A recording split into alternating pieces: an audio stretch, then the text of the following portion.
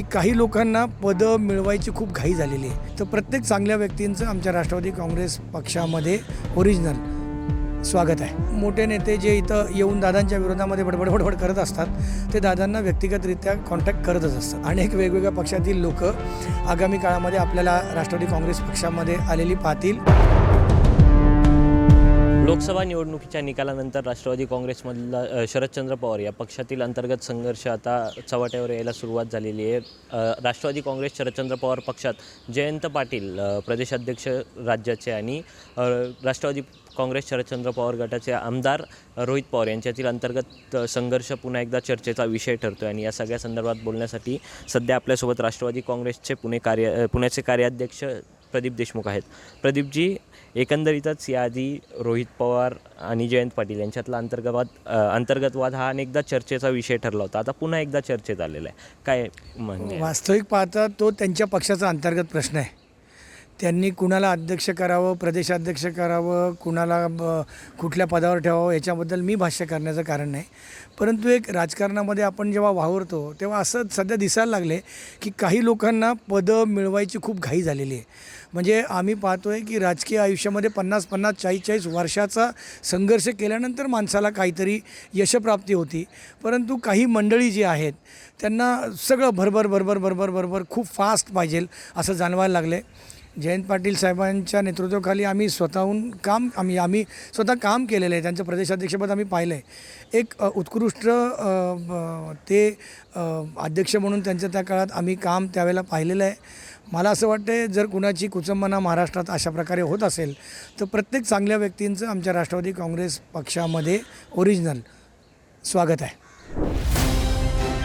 भारत दुनिया का सबसे बड़ा लोकतंत्र और NLC भारत देश का सबसे बड़ा गैर राजनीतिक मंच. शक्तिशाली लोकतंत्र के लिए राहुल कराट का सार्थक कदम. मुंबई में हुआ ऐतिहासिक प्रथम राष्ट्रीय विधायक सम्मेलन.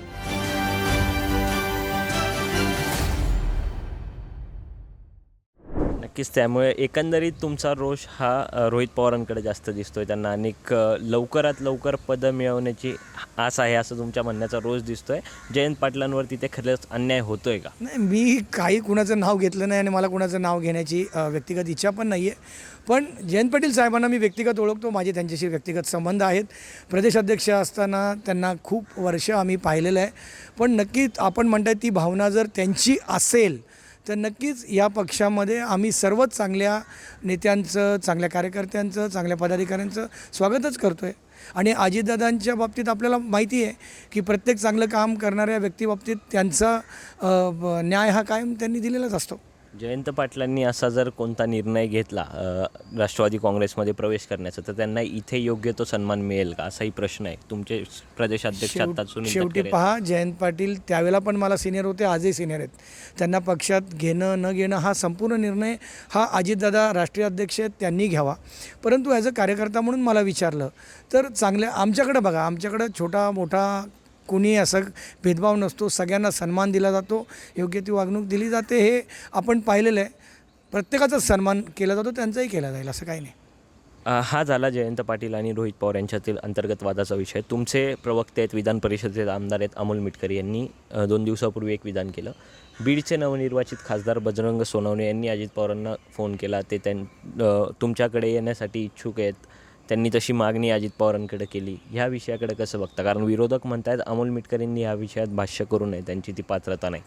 नाही बघा, मला बाकीचं मी बोलत नाही, परंतु मला दादा या व्यक्तींबद्दल एक माहिती आहे की महाराष्ट्रातल्या म्हणजे आमचं असू, विरोधक असू देत, कोणी आम्हाला चांगलं म्हणू वाईट म्हणू, त्या प्रत्येकाशी दादांकडं असा करिश्मा आहे की प्रत्येकानं दादांशी कुठं ना कुठेतरी संपर्क साधावा लागतो, बोलायला लागतं, त्यांच्याशी चर्चा करायला लागते. मदत असेल किंवा काही अडीअडचणी असेल त्यांच्यापाशी सांगायला लागतात. त्यामुळं जर कोणी तशा प्रकारचा फोन केला असेल तर मला त्यात काही वावगं वाटत नाहीत. अनेक लोक समोर आल्यानंतर आम्ही असं काही बोललो नाही म्हणतात, परंतु मला माहिती आहे की अनेक मोठे नेते जे इथं येऊन दादांच्या विरोधामध्ये बडबड करत असतात ते दादांना व्यक्तिगतरित्या कॉन्टॅक्ट करतच असतात. अमोल मिटकरींनी हे सांगताना असाही एक गौप्यस्फोट केला किंवा वाक्य वापरलं, ये तो बस ट्रेलर आहे, पिक्चर अभी बाकी आहे. असे नेते खरंच आहेत का शरद पवार गटात जे तुमच्या संपर्कात आहेत, जे आगामी काळात विधानसभेपूर्वी पक्षात प्रवेश करू शकतात? शरद पवार साहेबांच्या गटातलाच काय अनेक वेगवेगळ्या पक्षातील लोक आगामी काळामध्ये आपल्याला राष्ट्रवादी काँग्रेस पक्षामध्ये आलेली पाहतील.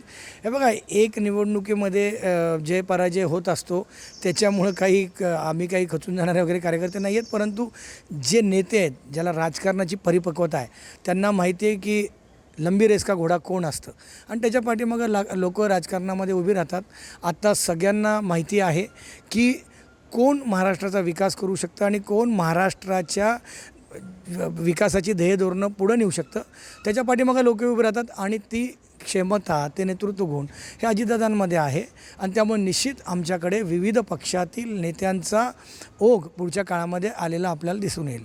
नक्कीच. त्यामुळे जयंत पाटील यांच्यावर जर शरद पवार गटामध्ये किंवा त्या पक्षामध्ये अन्याय होत असेल तर त्यांचं अजित पवारांकडे आणि राष्ट्रवादी काँग्रेसमध्ये स्वागत आहे, असं म्हणताना पुणे शहराचे कार्याध्यक्ष प्रदीप देशमुख यांनी आगामी काळात अनेक पक्षातील विविध नेतेसुद्धा राष्ट्रवादी काँग्रेसमध्ये प्रवेश करतील असं विश्वासही व्यक्त केलेला आहे. कॅमेरामन रोहित वनकट्टेसह मी Pranav Dhamale, for the People News, Pune.